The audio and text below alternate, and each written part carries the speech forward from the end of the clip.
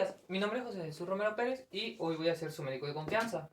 Disculpe, ¿cuál es el motivo de su consulta el día de hoy? Una consulta general. Ok. ¿Podría tomar asiento?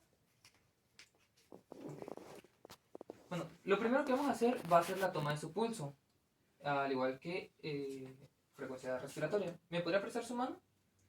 Ok.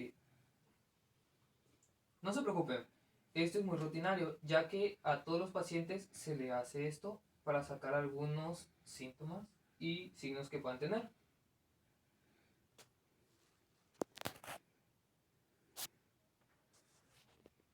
Ok. ¿Podría darme su consentimiento para auscultar su tórax? Sí. Para esto requeriría que se despeje el pecho. Claro.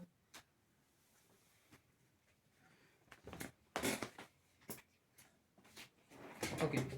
El primer foco que voy a auscultar va a ser el aórtico.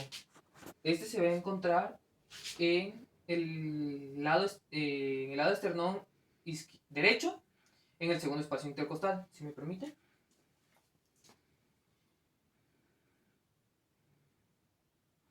Ok.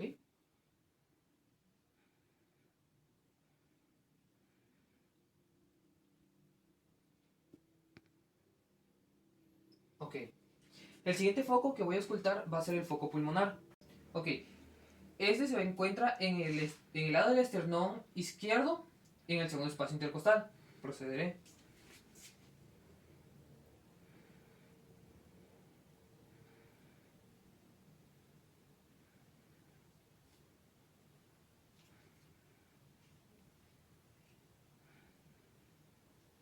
Ok. El siguiente foco que voy a auscultar. Ok. El siguiente foco que voy a auscultar va a ser el tercero. Va a ser el foco tricúspide. Se encuentra en el lado izquierdo del esternón, en el cuarto espacio intercostal.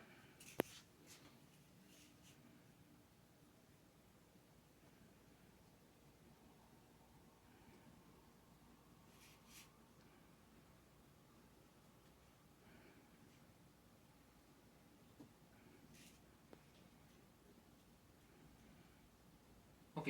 El último foco que voy a auscultar mitral. Y este se encuentra en el lado izquierdo del esternón, en el espacio intercostal 5, aproximadamente entre el 5 y el 6. Este, mayormente en los hombres, está alineado a lo que es el pezón.